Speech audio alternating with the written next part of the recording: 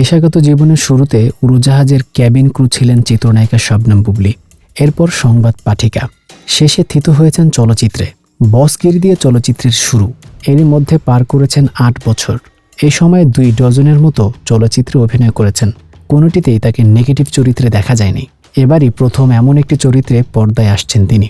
ছবির নাম পিনিক, জাহিদুল ইসলাম জুয়েলের। গতকাল ছবিটির মারপিট দৃশ্যের শুটিং হয়েছে। ঢাকার পাশেই সারাদিনব্যাপী শুটিংয়ে অংশ নিয়েছেন বুবলী। ছবির অন্যতম প্রযোজক শিমুল খান জানান, এমন বুবলীকে এর আগে কেউ কখনোই দেখেনি। একেবারে নতুন, অন্যরকম একজন। পর্দায় তাকে দেখার পর যে কেউ চমকে যাবেন।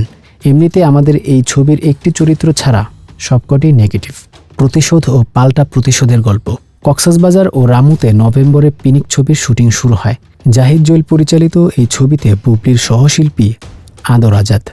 এর আগে তারা দুজন তালাশ ও লোকাল নামে 2টি ছবির শুটিং করেছেন। বুবলী অভিনীত সর্বশেষ ছবি রিভেঞ্জ। এই ছবি সেভাবে আলোচনায় না এলেও তার আগে মুক্তি পাওয়া দেয়ালের দেশ চলচ্চিত্রের জন্য বেশ প্রশংসিত হন তিনি।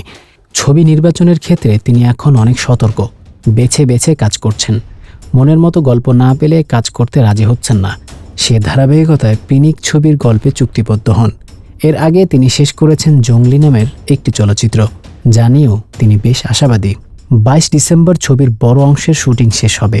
এরপর গানের শুটিং দেশের বাইরে করার পরিকল্পনা রয়েছে পরিচালকের। পিনিক ছবির পরিচালক জাহিদ জুয়েল এর আগে নাটক ও বিজ্ঞাপন চিত্র বানিয়েছেন।